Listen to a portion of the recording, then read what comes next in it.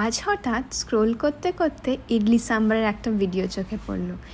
দেখেই খুব ইডলি আর সাম্বার খেতে ইচ্ছে হলো। পরক্ষণেই মনে হলো ইডলি মেকার তো নেই, তাই ভাবলাম আজ সাম্বারেই কনসেন্ট্রেট করা যাক। এরপর আমরা লেগে পড়লাম সাম্বার বানাতে। রান্নাটা খুবই সিম্পল। প্রথমে প্রেশার কুকারে মুসুর আর অড়হর ডাল সঙ্গে অল্প হলুদ আর স্বাদ অনুযায়ী লবণ দিয়ে ভালো করে সেদ্ধ করে নিতে হবে।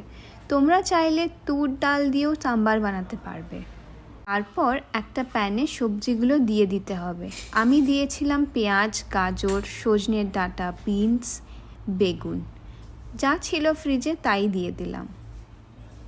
এবার সর্ষে ফোড়ন দিয়ে কেটে রাখা পেঁয়াজ, টমেটো, লঙ্কা আর কারি পাতা দিয়ে ভালো করে ফ্রাই করে নিতে হবে।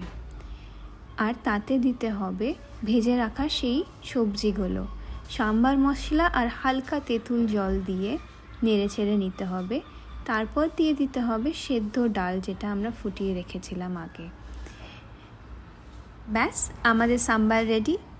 এই সাম্বারটা কিন্তু ভাত দিয়েও খেতে অসাধারণ। ট্রাই করেছো নাকি? না করলে চটপট তোমরাও ট্রাই করে দেখতে পারো।